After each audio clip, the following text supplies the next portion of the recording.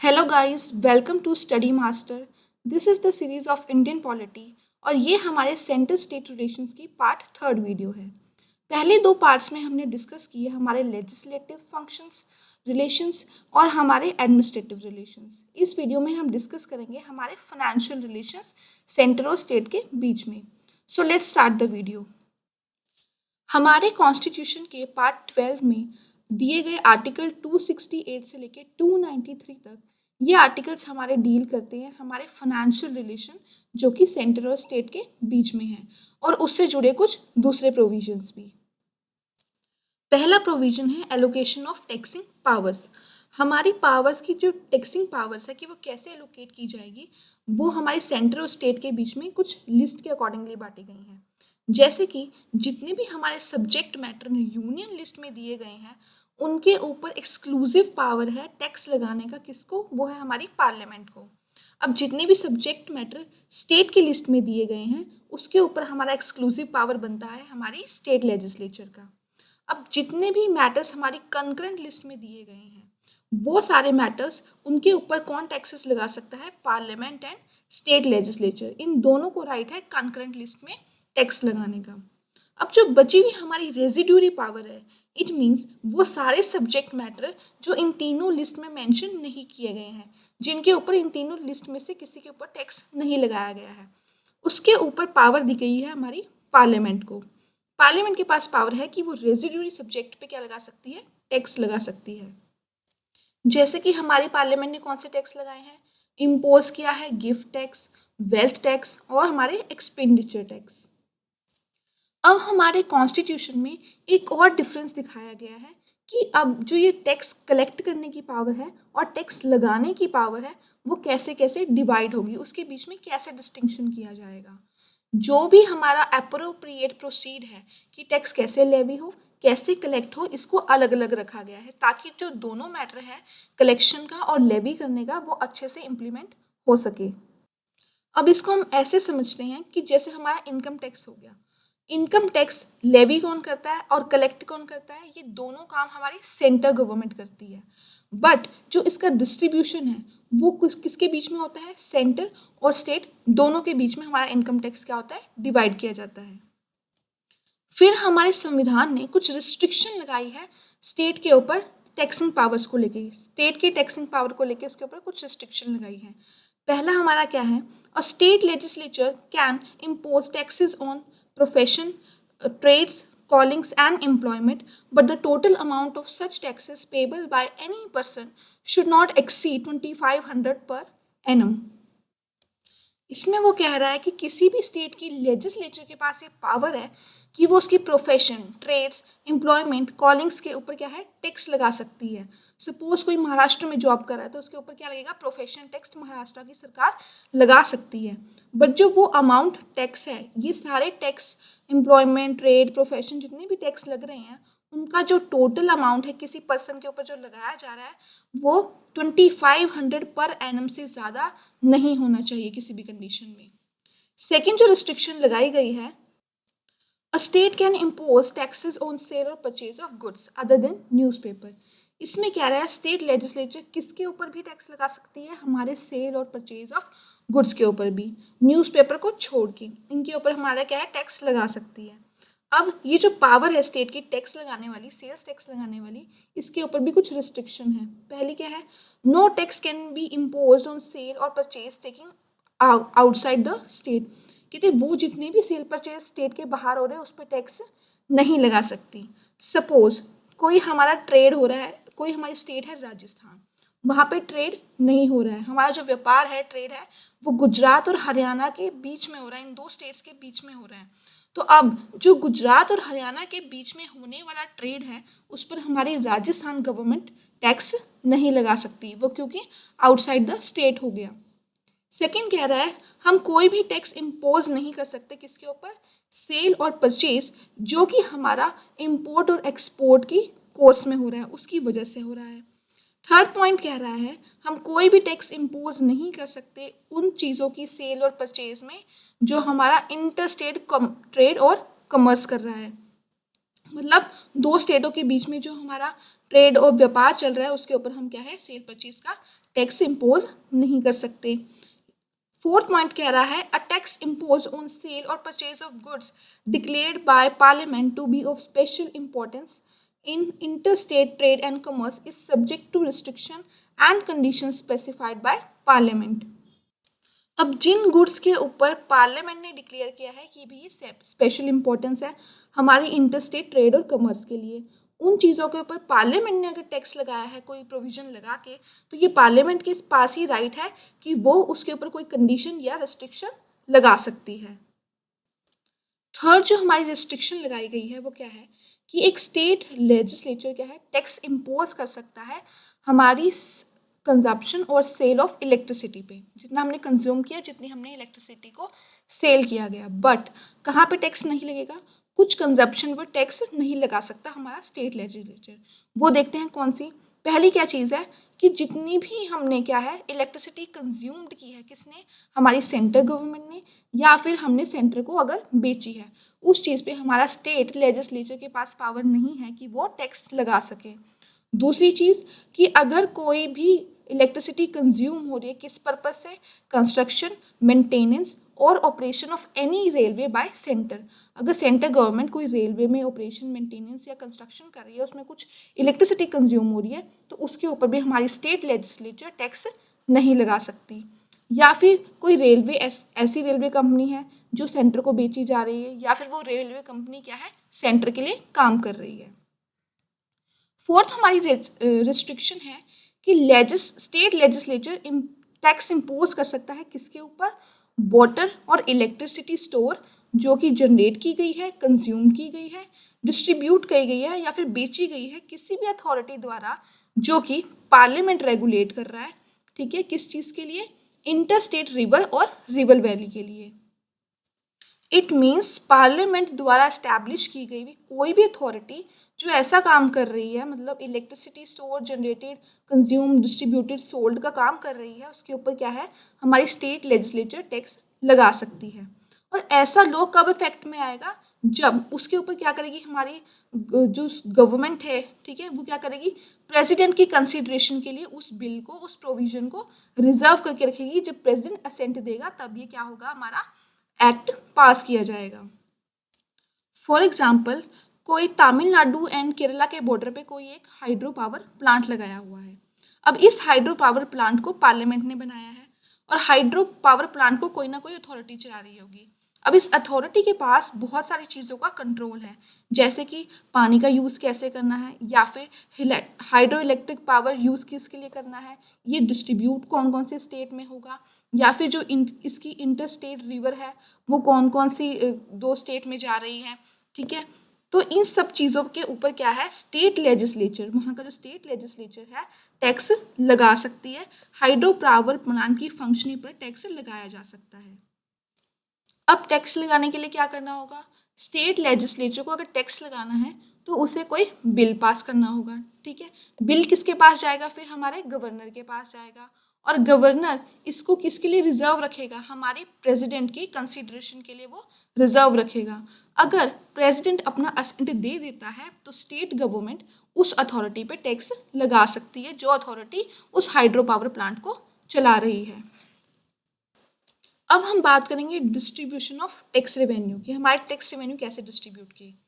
80th amendment act 2000 में और 80th amendment act 2003, ये दोनों ही एक्ट एक मेजर चेंज ले गया है हमारे डिस्ट्रीब्यूशन ऑफ टैक्स रेवेन्यू में। ठीक है, 80th अमेंडमेंट एक्ट ने क्या किया, उसने एक रिकमेंडेशन थी जिसकी वजह से हमारा 10th फाइनेंस कमीशन आया। अब इस कमीशन ने कुछ रिकमेंडेशन दी, वो क्या थी कि जितनी भी हमारी टोटल इनकम बन रही है, किससे, हमारे सेंट्रल टैक्सेस से और हमारी ड्यूटीज से, उसका 29% हमारी स्टेट्स को जाना चाहिए। अब इस रिकमेंडेशन को, इस थ्योरी को नाम दिया गया ऑल्टरनेटिव स्कीम ऑफ डेवोल्यूशन, और ये कब इफेक्ट में आई, 1 अप्रैल 1996 को। अब इस अमेंडमेंट की वजह से काफ़ी सारी चीज़ें आई, जैसे कि central tax duties, corporation tax, custom duties. अब इस 80th अमेंडमेंट ने एक और चीज़ की थी, वो क्या की थी कि इसने आर्टिकल 272 को डिलीट कर दिया था। फिर हमारा आया 88th अमेंडमेंट एक्ट, जिसने एक नया आर्टिकल जोड़ा जो कि सर्विस टैक्स से डील करता था, वो था आर्टिकल 268A। इसने कुछ यूनियन लिस्ट में नए सब्जेक्ट जोड़े, जैसे कि एंट्री 92C, मतलब कि टैक्सेस ऑन सर्विस। अब सर्विस टैक्स कैसे था कि लेवी करता था सेंटर, बट कलेक्ट और उसको एप्रोप्रिएट कौन करता था, मतलब यूज कौन करता था, हमारा सेंटर एंड स्टेट। उसके बाद हमारा एक मोस्ट इम्पोर्टेंट अमेंडमेंट एक्ट आया, अमेंडमेंट एक्ट 2016 101 अमेंडमेंट एक्ट। ये क्या था, जीएसटी। इसके ऊपर क्या थी, कंकरेंट टैक्स पावर थी। इट मींस ये इसके ऊपर पार्लियामेंट एंड स्टेट लेजिस्लेचर दोनों के पास पावर थी कि वो टैक्स लगा सके। जैसे कि हम देखते हैं अपने बिल्स पे आजकल सीजीएसटी लगाया होता है और एसजीएसटी लगाया होता है, मतलब सेंटर का भी जीएसटी है और स्टेट का भी जीएसटी अलग से है। अब इस अमेंडमेंट एक्ट 101 अमेंडमेंट एक्ट ने क्या किया, जो ये दो चीज़ें जो सर्विस टैक्स के साथ डील करती थी, हमारा आर्टिकल 268A और यूनियन लिस्ट की एंट्री 92C, इन दोनों को उसने खत्म कर दिया था। अब इन अमेंडमेंट्स के बाद हम अपनी प्रेजेंट पोजीशन देखते हैं टैक्सिंग की। पहला पॉइंट है tax levied bye centre but collected and appropriated by state, article 268। It means जो सेंटर लेवी कर रहा है, ठीक है, और कलेक्ट और उसको यूज कौन कर रहा है, हमारा स्टेट कर रहा है। जैसे कि हमारी स्टैम्प ड्यूटी होगी जो कि हमारे बिल ऑफ एक्सचेंज, चेक्स पे लगती है, प्रोमिसरी नोट पे लगती है, ट्रांसफर ऑफ शेयर एंड किसी और चीज़ पे लगती है। किसी पेपर को एक गवर्नमेंट डॉक्यूमेंट बनाने के लिए जो उसके ऊपर गवर्नमेंट का स्टैंप लगता है, ठीक है, उससे क्या बनता है, वो एक लीगल डॉक्यूमेंट बनता है, वो है ये हमारी स्टैंप ड्यूटी।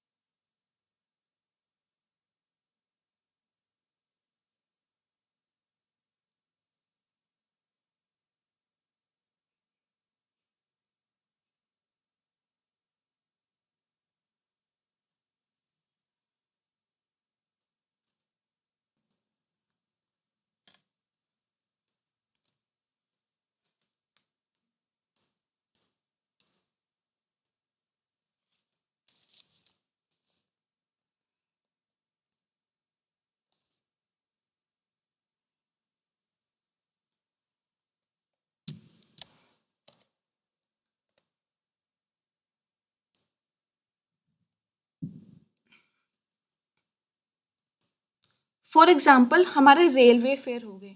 अब जो रेलवे फेयर है, कभी कभी उनके ऊपर क्या है, हमारा टैक्स लगाया जाता है। इसको लगाने की पावर किसके पास है, हमारी सेंटर गवर्नमेंट के पास है, और कलेक्ट करने की पावर भी हमारी सेंटर गवर्नमेंट के पास ही है।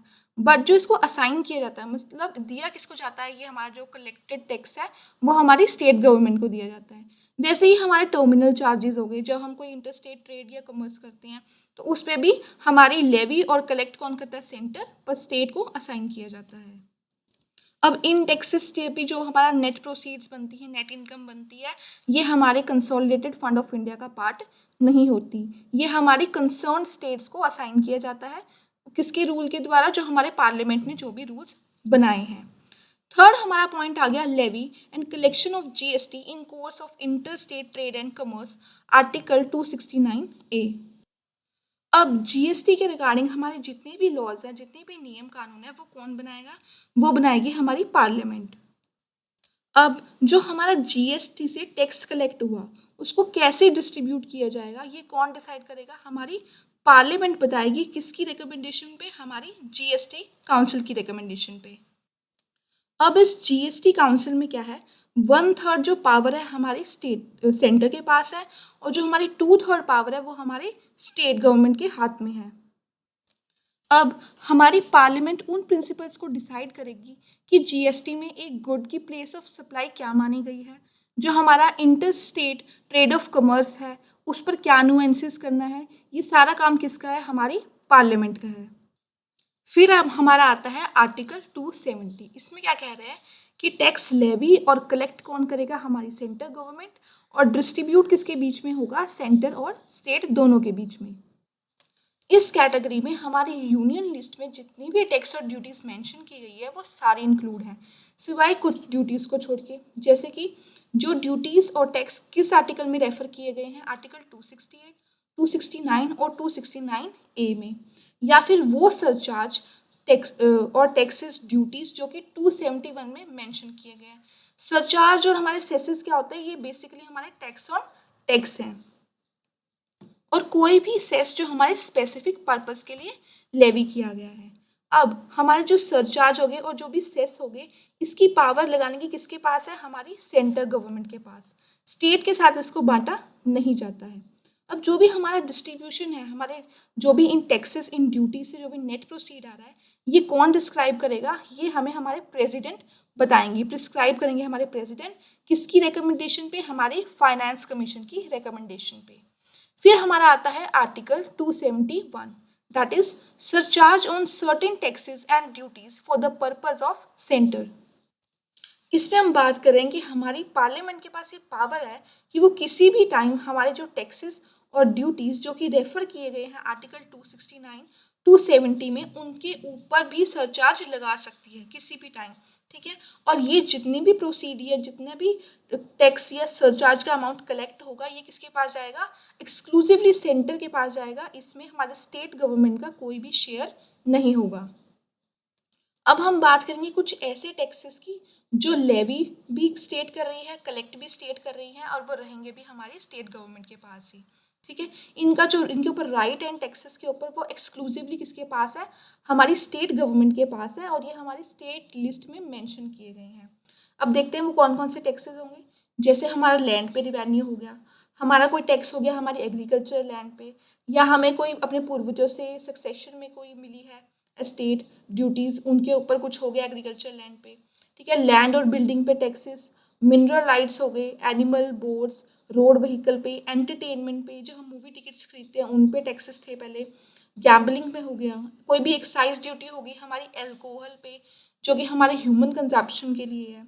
ठीक है, जो भी हमारे लोकल एरिया में कोई भी गुड्स आ रहे हैं उनके ऊपर टैक्स हो गया, या हमारी एडवर्टीजमेंट पे टैक्स हो गया। बट हमारी एडवर्टीजमेंट में हमारे न्यूज़पेपर को क्या है, एक्सेप्शन में रखा गया है, न्यूज़पेपर इंक्लूडेड नहीं है। कोई भी टैक्स हो गया किसके ऊपर, हमारे सेल और कंजप्शन के ऊपर, हमारी इलेक्ट्रिसिटी के ऊपर, या फिर गुड्स के ऊपर, पैसेंजर के ऊपर, जो कि रोड के द्वारा या फिर इनलैंड वाटरवेज के द्वारा जा रहे हैं।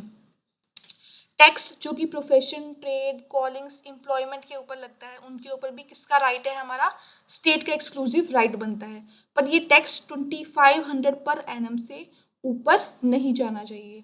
जितने भी कैपिटेशन टैक्स हो गए, टोल हो गए, स्टैंप ड्यूटी हो गई किसी डॉक्यूमेंट के ऊपर, सेल टैक्स हो गए जो पहले लगते थे, ठीक है, या फिर कोई भी फीस उन सब्जेक्ट मैटर के ऊपर लग रही है जो कि हमारी स्टेट लिस्ट में मेंशन है। ठीक है, अब इसमें के ऊपर कौन सा एक्सेप्शन दिया गया, हमारे कोर्ट फीस को एक्सक्लूडेड रखा गया है, इसके अंदर कोर्ट फीस इंक्लूड नहीं होती। इन सारी चीज़ों पे हमारे स्टेट गवर्नमेंट का एक्सक्लूसिव राइट है। अब हम बात करेंगे हमारे distribution of non tax revenues की। अब कौन से हमारे सेंटर के पास है और कौन से हमारे स्टेट के पास है। ये सारी जितने भी नॉन टैक्स रेवेन्यू है वो क्या है, मेजर सोर्स है किसके, सेंटर के। अब इनकी रिसिप्ट किसके पास जाएगी, हमारे सेंटर गवर्नमेंट के पास। अब ये देखते हैं कौन कौन से मेजर सोर्सेज है हमारे नॉन टैक्स रेवेन्यूज के। जैसे पोस्ट और टेलीग्राफ हो गया, कोई रेलवे हो गया, बैंकिंग से रिलेटेड जितने भी रेवेन्यूज कलेक्ट हो रहे हैं, कॉइनेज और करेंसी से, सेंटर पब्लिक सेक्टर एंटरप्राइज हो गया, ठीक है, ब्रॉडकास्टिंग हो गया, इनसे रिलेटेड जितने भी हमारे रेवेन्यूज आ रहे हैं वो किसके पास जाएंगे, हमारी सेंटर गवर्नमेंट के पास। अब हम देखते हैं हमारी स्टेट के कौन से वो मेजर नॉन टैक्स रेवेन्यूज हैं। जैसे कि इरिगेशन हो रही किसी स्टेट में, कोई फॉरेस्ट से पैसा आ रहा है, कोई फिशरीज के बिजनेस से पैसा आ रहा है, कोई स्टेट में पब्लिक सेक्टर एंटरप्राइज है। ठीक है, इन सारी टाइप से क्या है रिसीप्ट आ रही है, वो किसके पास है, स्टेट के पास जाएगी। फिर हमारा जो नेक्स्ट पॉइंट बनता है grants in aid to the state. अभी हम बात कर रहे थे कि हमारे सेंटर और हमारे स्टेट में हमारा टैक्स का शेयर कैसे होता है, कैसे वो डिवाइड किए जाते हैं। इसके अलावा भी हमारे कॉन्स्टिट्यूशन में प्रावधान दिया गया है कि जो हमारी सेंटर है ना, सेंटर के रिसोर्स वो क्या है, स्टेट में थोड़े थोड़े दिए जाएंगे ग्रांट्स के रूप में, ठीक है। कुछ पैसा, कुछ फाइनेंशियल सपोर्ट सेंटर स्टेट को भी प्रोवाइड करेगा ग्रांट्स की फॉर्म में, जैसे कि स्टैट्यूटरी ग्रांट्स हो गई और हमारी डिस्क्रिशनरी ग्रांट्स हो गई। सबसे पहले हम देखते हैं हमारी स्टैट्यूटरी ग्रांट्स। आर्टिकल 275 इससे डील करता है। आर्टिकल 275 क्या कहता है, ये हमारी पार्लियामेंट को पावर दे रहा है किस चीज़ के लिए, कि वो क्या है, स्टेट को ग्रांट दे हमारी पार्लियामेंट। जिन स्टेट को फाइनेंशियल असिस्टेंस, फाइनेंशियल सपोर्ट की ज़रूरत है, उनको पार्लियामेंट क्या करे, स्टैट्यूटरी ग्रांट प्रोवाइड करे। अब ये स्टैट्यूटरी ग्रांट हर स्टेट को नहीं मिल सकती, जिस स्टेट को ज़रूरत है उसी को प्रोवाइड की जाएगी। अब हर स्टेट की ज़रूरत अलग है, हर स्टेट का जोग्राफिकल एरिया अलग है, तो ऑब्वियस सी बात है जो भी ग्रांट के रूप में उनको पैसा दिया जा रहा है वो भी क्या होगा, डिफरेंट स्टेट के लिए डिफरेंट पैसा फिक्स किया जाएगा। अब ये जो पैसा हमारी पार्लियामेंट हमारी स्टेट गवर्नमेंट को दे रही है, ये किससे चार्ज हो रहा है, ये चार्ज हो रहा है हमारे कंसोलिडेटेड फंड ऑफ इंडिया से। हर साल ये वहाँ से पैसा लिया जाता है और ग्रांट के रूप में जिन स्टेट्स को ज़रूरत होती है उनको दिया जाता है।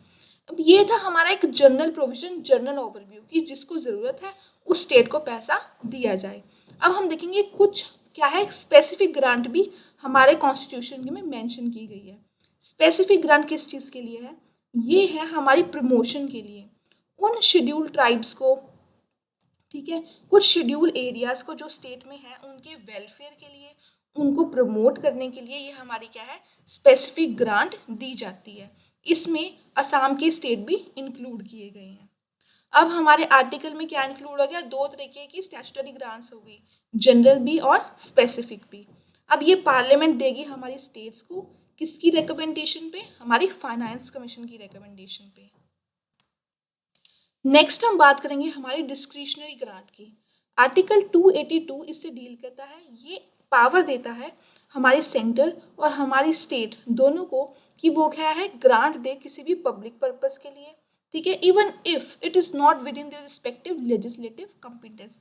चाहे अगर उनके लेजिस्लेटिव कॉम्पिटेंसी के अंदर वो चीज़ नहीं भी आती है, तब भी वो पब्लिक के वेलफेयर के लिए, पब्लिक के पर्पस के लिए क्या करे, ग्रांट प्रोवाइड करे। इसमें क्या होता है, इस प्रोविजन में सेंटर गवर्नमेंट किसको ग्रांट देती है, हमारी स्टेट गवर्नमेंट को। डिस्क्रिशनरी ग्रांट देते वक्त सेंटर के पास एक पावर आ जाती है कि वो क्या है, स्टेट को इन्फ्लुएंस कर सकता है डिस्क्रिशनरी ग्रांट के द्वारा। अब देखते हैं वो कैसे। फॉर एग्जाम्पल, अगर सेंटर चाहता है कि किसी स्टेट में कोई एक सेंटर की स्कीम है वो अच्छे से लागू हो, ठीक है, तो उस केस में वो क्या है, उनको इन्फ्लुएंस कर सकता है कि हम आपको डिस्क्रिशनरी ग्रांट देंगे अगर आप क्या करेंगे, किसी सेंटर की स्कीम को अपने स्टेट में लागू करेंगे। फॉर एग्जाम्पल, जैसे मनरेगा की स्कीम हो गई, ठीक है, अगर सेंटर चाहता है कि गुजरात के स्टेट में मनरेगा की स्कीम को इम्प्लीमेंट किया जाए, तो वो क्या कहेगा कि क्या है, कि गुजरात को हम डिस्क्रिशनरी ग्रांट देंगे अगर आप मनरेगा की स्कीम को गुजरात में लॉन्च करते हैं या इम्प्लीमेंट करते हैं अच्छे से। इस तरीके से क्या हुआ, सेंटर ने स्टेट के ऊपर अपना कंट्रोल दिखाया, अपनी इन्फ्लुएंस पावर को एस्टैब्लिश किया। फिर हम बात करेंगे कुछ अदर ग्रांट्स की, जैसे कि कॉन्स्टिट्यूशन ने थर्ड टाइप की ग्रांट भी दी है, वो क्या है, ग्रांट इन एड, ठीक है, बट ये क्या है, टेम्परेरी पीरियड के है। जैसे कि इसमें क्या प्रोविजन दिया गया है कि हम एक्सपोर्ट ड्यूटीज पे ग्रांट देंगे। किसके ऊपर एक्सपोर्ट ड्यूटी लगी हो, या तो जूट के ऊपर लगी हो या फिर जूट से रिलेटेड प्रोडक्ट के ऊपर लगी हो कोई इम्पोर्ट ड्यूटी, उसके बदले हम क्या देंगे, ग्रांट देंगे। कौन सी स्टेट्स को देंगे, असम, बिहार, उड़ीसा एंड वेस्ट बंगाल। अब इन ग्रांट्स के बारे में क्या गया कि ये ग्रांट्स हम कब देंगे, किस पीरियड के लिए देंगे, 10 साल के लिए देंगे, 10 सालों के लिए देंगे। कब से, जब हमारा कॉन्स्टिट्यूशन कमेंस हुआ, स्टार्ट हुआ, उससे हम 10 सालों के लिए क्या देंगे, इस ग्रांट को हम प्रोवाइड करेंगे, ठीक है। अब ये जो ग्रांट के रूप में पैसा दिया जा रहा है इन स्टेट्स को, ये कहाँ से चार्ज होगा, ये चार्ज होगा हमारा कंसोलिडेटेड फंड ऑफ इंडिया से। और ये इन स्टेट्स को किसके बेसिस पे, किसकी रिकमेंडेशन पे मिल रहा है, ये है हमारी फाइनेंस कमीशन की रिकमेंडेशन पे। अब हम बात करेंगे हमारी जीएसटी काउंसिल की। अब जीएसटी को सक्सेसफुल बनाना है, उसको सक्सेसफुल बनाने के लिए क्या करेंगे, स्टेट और सेंटर दोनों का कोऑर्डिनेशन बहुत ज़्यादा ज़रूरी हो जाता है। अब जीएसटी काउंसिल में क्या है, स्टेट और सेंटर दोनों के रिप्रेजेंटेटिव बैठते हैं। अब ये क्या चीज़ है, एक ऐसी चीज़ है जहाँ पे आप स्टेट के टैक्सेस दे रहे हो और ओवरऑल पैन इंडिया बेसिस पे टैक्स लगा रहे हो, तो वहाँ पे क्या है, हमारी स्टेट की हामी भी बहुत ज़्यादा ज़रूरी हो जाती है। अब जीएसटी रिकमेंडेशन देगी सेंटर को भी और स्टेट को भी, जो भी इन दोनों के क्या है, कॉमन मैटर्स हैं। ये जीएसटी काउंसिल की ड्यूटी है कि वो जीएसटी के रिगार्डिंग कुछ रिकमेंडेशन दे हमारी यूनियन गवर्नमेंट को भी और हमारी स्टेट गवर्नमेंट को भी। अब इस काउंसिल का काम क्या है, अब ये काउंसिल डिसाइड करेगी कौन सी गुड्स एंड कौन सी सर्विसेज हम जीएसटी में चार्ज कर सकते हैं, या फिर हम उसको जीएसटी से एग्जेम्प्ट करके रखेंगे, उससे इंक्लूडेड कौन कौन सी गुड्स होंगी और कौन सी एक्सक्लूडेड होंगी, या फिर वो कौन से टैक्स हैं, सरचार्जेस हैं, सेसेस हैं जो पहले सेंटर लगा सकती थी या फिर स्टेट गवर्नमेंट लगा सकती थी या फिर जो लोकल बॉडीज लगा सकती थी जीएसटी से पहले, अब ये सारे टैक्सेस मर्ज होके जीएसटी में बदल रहे हैं। ये भी सारा काम कौन बताएगा, हमारा जीएसटी काउंसिल बताएगी। जो भी हमारे इनपुट के प्लेस ऑफ सप्लाई हैं उसको कैसे आइडेंटिफाई करना है, ये भी हमारा कौन बताएगा, हमारी जीएसटी काउंसिल बताएगी। अब जो भी जीएसटी लगाया गया है वो जीएसटी जो इंटर स्टेट ट्रेड और कॉमर्स के थ्रू लगाया गया है, उसका जो भी रेवेन्यू कलेक्ट हो रहा है, पैसा कलेक्ट हो रहा है, वो किस तरीके से कलेक्ट किया जाएगा, किस तरीके से डिस्ट्रीब्यूट किया जाएगा, ये सारा कौन बताएगा, हमें जीएसटी काउंसिल बताएगी। अब जीएसटी का रेट क्या होगा, डिफरेंट डिफरेंट चीज़ों के लिए, आइटम्स के लिए अलग अलग रेट स्लैब्स बनाए गए थे, बैंड बनाए गए थे स्टार्टिंग में, जैसे 5%, किसी पे 18%, किसी पे 28%। ये सारी चीज़ें कौन डिसाइड कर रहा है, हमारी जीएसटी काउंसिल डिसाइड कर रही है। फिर हमारा हो गया कि जीएसटी के अंदर कौन कौन सी एंटिटीज आएगी, मतलब कि एक एंटिटी का कितना थ्रेशहोल्ड होगा। ठीक है, फॉर एग्जांपल कि एक एंटिटी है, ठीक है, मान लीजिए एक एंटिटी है, उसका साल का टर्नओवर 5 लाख है, ये एक सपोजल अमाउंट है, सपोज कर रहे हैं सिर्फ। ठीक है, अगर उसके 5 लाख से आप ऊपर हो जाते हैं तो आपको रजिस्टर जीएसटी में करवाना पड़ेगा। तो ये सारी चीज़ें कौन डिसाइड कर रहा है, हमारी काउंसिल डिसाइड कर रही है। ठीक है, नेक्स्ट आ गया, कोई पेंडेमिक आ गया, कोई नेचुरल कैलामिटी आ गई है, ठीक है, उस टाइम पे हमारी कंट्री को ज़्यादा पैसे की ज़रूरत है, तो जीएसटी को बढ़ाना है या नहीं बढ़ाना है, उसके रेट कितने बढ़ाने हैं, ठीक है, और उस कैलामिटी डिजास्टर को कैसे डील करना है, ये डिसीजन कौन लेगा, हमारी जीएसटी काउंसिल लेगी। फिर हमारा आता है फाइनेंस कमीशन। आर्टिकल 280 प्रोवाइड करता है कि फाइनेंस कमीशन एक क्वासी जुडिशियल बॉडी है। इट मीन्स कि जो हमारा फाइनेंस कमीशन है उसके पास थोड़ी बहुत जुडिशियल पावर भी है। अब जब फाइनेंस कमीशन कोई भी रिपोर्ट बना रही है, उस रिपोर्ट के दौरान अगर फाइनेंस कमीशन को कोई भी एक डॉक्यूमेंट चाहिए या कुछ भी एक कागजात चाहिए, या फिर उसको चाहिए कि कोई पब्लिक ऑफिशियल अपने पास बुलाकर वो क्या है, उसकी स्टेटमेंट रिकॉर्ड कर सके, तो ये सारी पावर क्या है, फाइनेंस कमीशन के पास है, वो ऐसा कर सकती है। अब ये फाइनेंस कमीशन को कॉन्स्टिट्यूट कौन करता है, ये हमारे करते हैं प्रेसिडेंट। हर 5 साल बाद हमारे प्रेसिडेंट फाइनेंस कमीशन को कॉन्स्टिट्यूट करते हैं, और इस कमीशन का काम क्या है, ये रिकमेंडेशन देती है हमारे प्रेसिडेंट को कुछ इंपॉर्टेंट चीज़ों के ऊपर, जैसे कि distribution of net proceeds of taxes to be shared between center and state and the allocation between state the respective share of such proceeds, कि जो हमारा पैसा है, जो हमने टैक्स कलेक्ट किया है, वो सेंटर और स्टेट के बीच में कैसे डिवाइड किया जाएगा या फिर स्टेट्स के बीच में कैसे एलोकेट किया जाएगा, इन चीज़ों के ऊपर ये रिकमेंडेशन देती है। दूसरा, ये वो प्रिंसिपल्स बताती है जिससे हम क्या कर सकते हैं, जिसके द्वारा जो हमारी सेंटर गवर्नमेंट है स्टेट को ग्रांट प्रोवाइड करती है, ग्रांट एंड एड प्रोवाइड करती है। थर्ड जो हमारा पॉइंट कह रहा है, the measure needed to augment the consolidated fund of a state to supplement the resource of panchayat and municipalities in the state on the basis of recommendation made by the state finance commission. इसमें वो कह रहा है कि जो हमारी state government है वो भी अपने अपने क्या फाइनेंस कमीशन बनाती है। अब वो सारे फाइनेंस कमीशन रिपोर्ट्स बनाएंगे और उन रिपोर्ट को सेंट्रल फाइनेंस कमीशन पढ़ता है। अब उन रिपोर्ट के अकॉर्डिंगली सेंट्रल फाइनेंस कमीशन को ये पता चलता है कि जो वहाँ की पंचायत है, म्यूनिसिपैलिटीज़ है, उनको कितने फंड की ज़रूरत है। अब जो सेंट्रल फाइनेंस कमीशन है वो रिकमेंडेशन देता है कि ये रिकमेंड स्टेट को भी है, मतलब ये स्टेट को रिकमेंडेशन देता है और सेंटर को भी देता है।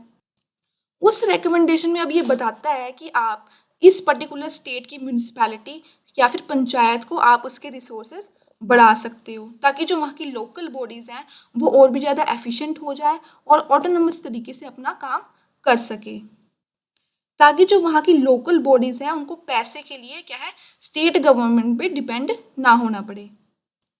फाइनेंस कमीशन और क्या करता है, अब जो भी प्रेसिडेंट उसको मैटर रेफर करेगा हमारे फाइनेंस कमीशन को, ठीक है, वो उस पर भी क्या है, अपनी रिकमेंडेशन देता है। अब वो किस किस केस में देगा, जो भी फाइनेंस के केस में अगर प्रेसिडेंट को कोई रिकमेंडेशन चाहिए, कुछ सजेशन चाहिए, तो वो सारे काम कौन करेगा, हमारा फाइनेंस कमीशन। नेक्स्ट पॉइंट है प्रोटेक्शन ऑफ स्टेट्स इंटरेस्ट। अब हमारे संविधान में कहा गया है कि हमारे जो स्टेट का इंटरेस्ट है, मतलब फाइनेंशियल मैटर पे इंटरेस्ट ऑफ स्टेट को प्रोटेक्ट करने के लिए हमारे संविधान में प्रावधान है कि हम कुछ बिल्स को इंट्रोड्यूस कर सकते हैं पार्लियामेंट में, किसकी रिकमेंडेशन के द्वारा, हमारी प्रेसिडेंट अगर रिकमेंडेशन करेगा तभी कर सकते हैं। तो वो कौन से बिल है, पहला बिल है जो कि क्या है, which imposes or varies any tax or duty in which states are interested.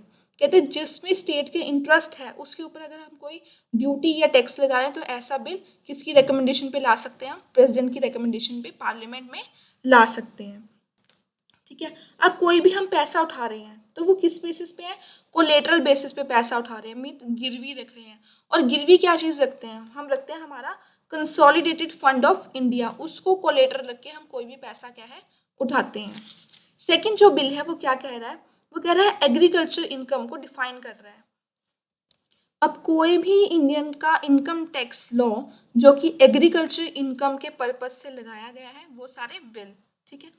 Third हमारा हो गया a bill which affect the principle on which money are और may be distributable to state, मतलब वो सारे बिल जिसमें क्या लिखा गया है, वो उन प्रिंसिपल को अफेक्ट कर रहे हैं जिसमें लिखा गया है कि वो स्टेट में पैसा कैसे डिस्ट्रीब्यूट करेंगे। फोर्थ हमारा पॉइंट हो गया वो सारे बिल जो क्या कर रहे हैं, सरचार्ज या फिर कोई स्पेसिफिक टैक्स लगा रहे हैं या फिर ड्यूटी लगा रहे हैं, किसके ऊपर, for the purpose of centre, centre के पर्पज के लिए कोई ड्यूटी, सरचार्ज या टैक्स लगाया जा रहा है, उन सारे बिल्स के ऊपर, इन सारे बिल्स के ऊपर हम क्या है पार्लियामेंट में इंट्रोड्यूस तभी कर सकते हैं जब प्रेसिडेंट की रिकमेंडेशन होगी। अब इसमें एक चीज़ मेंशन की गई है दैट इज नेट प्रोसीड्स। उसका मतलब क्या है, इट मीन्स कि जितना भी हमारा टोटल टैक्स कलेक्ट हो रहा है उसमें से हम क्या माइनस करेंगे, उस टैक्स को कलेक्ट करने के लिए जितनी भी हमारी कॉस्ट खर्च हो रही है, ठीक है, उसके कलेक्शन में जितना भी खर्चा आया उस चीज़ को माइनस करेंगे तो हमारा क्या आएगा, हमारे आएगा नेट प्रोसीड्स। नेक्स्ट हमारा पॉइंट आ गया है boring bye centre and states. हमारे संविधान में कुछ प्रोविजन बनाए गए हैं किसके रिगार्डिंग, हमारी सेंटर और स्टेट की बोरोइंग पावर की ताकत के बारे में, ठीक है। पहला क्या है, सेंटर जो गवर्नमेंट है वो बोरो कर सकती है कहाँ से, विद इन इंडिया या फिर आउटसाइड इंडिया। अब वो कैसे, अगर पैसा उठाना है तो हमने कैसे उठाना है, हम कुछ कोलेटरल बेसिस पे उठाएंगे, कुछ गिरवी रखेंगे, जैसे कि हम क्या गिरवी रखेंगे, हमारा कंसोलिडेटेड फंड ऑफ इंडिया, उसको हम गारंटी पे रखेंगे और फिर हम क्या करेंगे, पैसा बोरो कर सकते हैं। सेकेंड थिंग क्या है, स्टेट गवर्नमेंट, वैसे ही स्टेट गवर्नमेंट भी उठा सकती है विद इन इंडिया, ठीक है, बट वो क्या है अब्रॉड से नहीं उठा सकती। इस केस में वो क्या रखेगी, सिक्योरिटी में, गारंटी में, वो रखेगी कंसोलिडेटेड फंड ऑफ स्टेट, उसको वो क्या रखती है, गारंटी रखती है। थर्ड हमारा क्या है कि सेंट्रल गवर्नमेंट कोई भी लोन दे सकता है किसी स्टेट को, ठीक है, और गारंटी दे सकता है उसके बदले में, और सेंट्रल गवर्नमेंट लोन तो देगा ही देगा और वो गारंटी भी दे सकता है किसी स्टेट के बिहाफ पे। अगर किसी स्टेट ने कोई लोन उठाया हुआ है तो उस केस में सेंट्रल गवर्नमेंट को गारंटी भी प्रोवाइड कर सकता है। अब इस चीज़ में, इस पर्पस में जितना भी पैसे की रिक्वायरमेंट है उस लोन के लिए, तो ये कहाँ पे चार्ज किया जाएगा, हमारा कंसोलिडेटेड फंड ऑफ इंडिया में चार्ज किया जाएगा।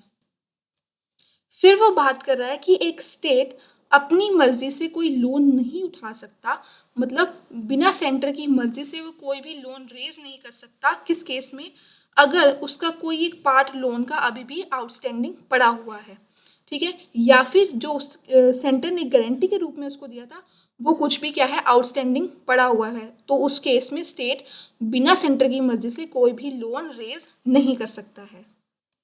तो ये थी हमारी सेंटर और स्टेट की बोरिंग पावर्स। अब हम बात करेंगे हमारी इंटर गवर्नमेंटल टैक्स इम्यूनिटीज़ की। इसमें पहले क्या है, पहली इम्यूनिटी क्या है, exemption of central property from state taxation. It means centre की प्रॉपर्टी को एग्जेम्प्ट किया गया है स्टेट के टैक्स से।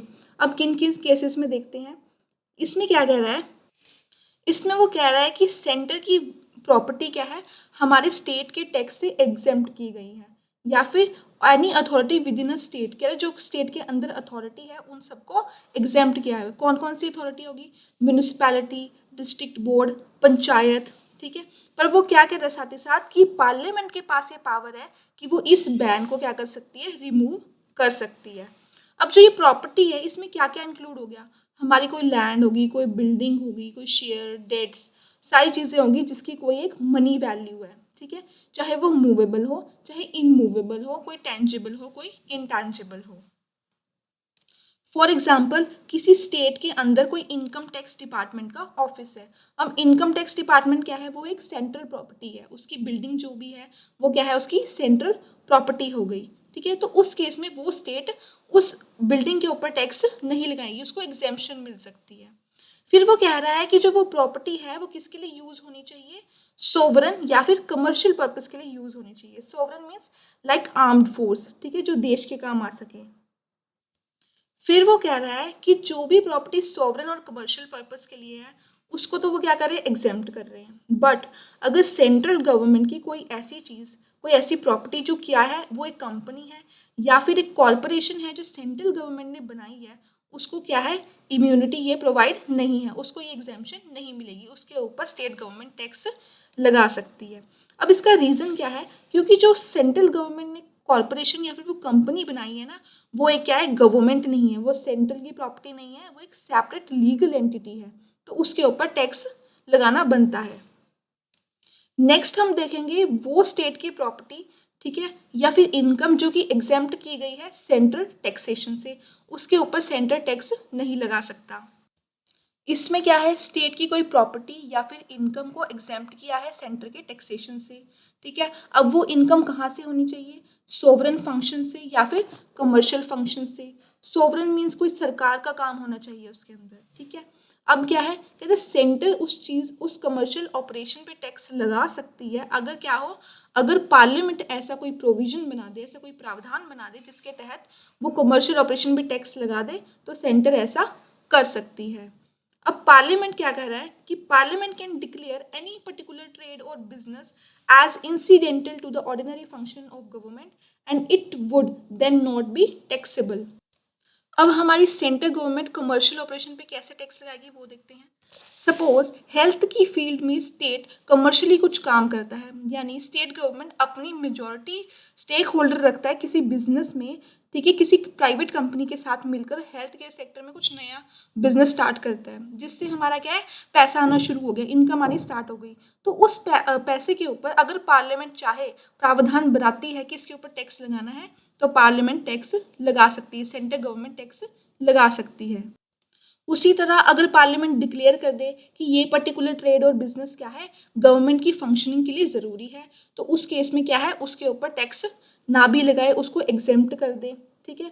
या फिर कोई भी प्रॉपर्टी या फिर इनकम आ रही है लोकल अथॉरिटी से जो कि विद इन द स्टेट है, उसको भी क्या है, वो एग्जेम्पशन से हटा सकती है, ठीक है। सिमिलरली क्या है, कोई भी कॉरपोरेशन या फिर कंपनी से जो कि एक स्टेट ओन कर रहा है, ठीक है, उससे इनकम आ रही है, तो उस केस में भी सेंटर उसके ऊपर टैक्स लगा सकती है।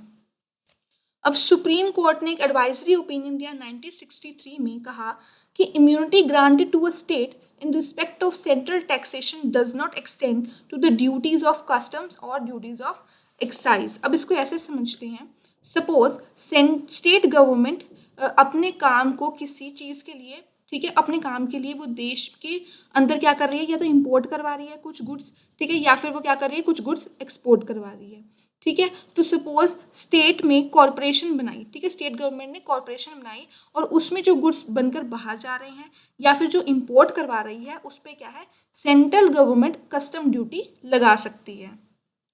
अब हम बात करेंगे हमारे इमरजेंसी के इफेक्ट्स की। अब जो सेंटर स्टेट के फाइनेंशियल रिलेशंस हैं वो तो हमने नॉर्मल टाइम्स में डिस्कस कर लिए। अब हम देखेंगे वो कैसे चेंज होते हैं हमारी इमरजेंसी के टाइम पे। तो पहली इमरजेंसी है नेशनल इमरजेंसी। जब भी कोई नेशनल इमरजेंसी की सिचुएशन आती है अंडर आर्टिकल 352, उस केस में क्या है, हमारी सारी ताकत किसके पास आ जाती है, हमारे सेंट्रल गवर्नमेंट के पास आ जाती है। सेंट्रल गवर्नमेंट अपने आप ही ऑटोमेटिकली बहुत ज़्यादा पावरफुल हो जाता है। प्रेसिडेंट क्या है, इस चीज़ को मॉडिफाई कर सकता है कि सेंट्रल और स्टेट के बीच में रेवेन्यूज़ को कैसे डिस्ट्रीब्यूट किया जाए। ठीक है, इट मीन्स कि प्रेसिडेंट के पास पावर है, चाहे तो वो जो ग्रांट, ठीक है, या फिर वो कैसे डिवाइड कर रहा है उन पैसे को टैक्स के रूप में, ठीक है, उसको रिड्यूस भी कर सकता है या फिर कैंसिल कर सकता है कि इस टाइम पे फाइनेंसेस को ना ट्रांसफ़र किया जाए। ठीक है, या फिर सेंटर से स्टेट के पास कितना पैसा जाना चाहिए उसको कम कर दिया जाए या फिर ट्रांसफ़र कर दिया जाए या फिर कैंसिल कर दिया जाए। ये सारी पावर हमारे प्रेसिडेंट के पास है। अब ये जितनी भी मॉडिफिकेशन हमारे प्रेसिडेंट ने की, ये कब तक चलेगी, ये चलेगी जब तक हमारा फाइनेंशियल ईयर जिसमें इमरजेंसी लगी है वो एंड ना हो जाए। सपोज इमरजेंसी लगी हमारे 2021 अक्टूबर में, तो इसका फाइनेंशियल ईयर हमारा क्या है, 31 मार्च तक चलेगा 2022 तक, तो ये तब तक हमारा क्या है, कंटिन्यू करेगा। नेक्स्ट हमारी इमरजेंसी है financial emergency. In case financial emergency declare की जाती है अंडर आर्टिकल 360, ठीक है, तो उस केस में क्या होगा, सेंटर स्टेट को डायरेक्शंस देगा, उनको ऑर्डर दे सकता है कि भाई आप अपनी फाइनेंशियल प्रॉपर्टी मीन्स अपना अपना खर्चा ध्यान से कीजिए। ठीक है, सेकेंड थिंग वो क्या कर सकता है, किसी भी पर्सन की जो कि स्टेट में सर्व कर रहा है, क्या उनकी सैलरी और उनके अलाउंसेस को कम कर सकता है, चाहे वो हाई कोर्ट के जजेस क्यों ना हो। थर्ड चीज़ वो क्या कर सकता है, जो भी मनी बिल्स या फिर अदर फाइनेंशियल बिल्स कंसिडरेशन के लिए आए हैं प्रेसिडेंट के पास, उनको वो रिजर्व में रख सकता है कि अभी इन मनी बिल्स और फाइनेंशियल बिल्स के ऊपर कोई डिसीजन ना लिया जाए, इनको रिजर्वेशन में रखा जाए, रिजर्व कर लिया जाए। तो ये थे हमारे फाइनेंशियल रिलेशंस। नेक्स्ट वीडियो में हम डिस्कस करेंगे हमारे trends in centre state relations and उससे जुड़ी हमारी कुछ कमेटीज और हमारे कमीशंस के recommendation. Till then, stay connected with Study Master. Thank you.